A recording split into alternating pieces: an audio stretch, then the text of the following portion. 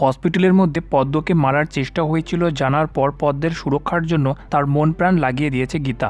গীতা যেখানে একদিকে পদ্মের উপর যে হামলা করেছিল যে করে হোক তার সন্ধান লাগাতে ব্যস্ত, অন্যদিকে সেই পদ্মের উপর আবার একবার হলো হামলার চেষ্টা, আবার একবার করা হলো পদ্মকে প্রাণে মেরে কিরণকান্তির নিজের বিরুদ্ধে সমস্ত প্রমাণ লোকানোর প্রয়াস। পদ্মের সুরক্ষায় ব্যর্থ হওয়ায় পঙ্কজের উপর ফাটলো গীতার রাগ। হ্যালো বন্ধুরা, গীতা এলএলবির আজকে এপিসোডের কথা বললে এখানে প্রোমোতে দেখানো হচ্ছে যে ডেইলি রুটিন চেক আপের অন্তর্গত নার্স যখন পদ্মের সেলাইনের বটলে অ্যান্টিবায়োটিক দেওয়ার চেষ্টা করে ঠিক ওই মুহূর্তে গীতা প্রবেশ করে পদ্মের কেবিনে, আর গীতা নার্সকে আটকে দেয়। আর যে ওষুধটাকে পদ্মের সেলাইনের মধ্যে দেওয়া হচ্ছিল গীতা সেটাকে চেক করে দেখে।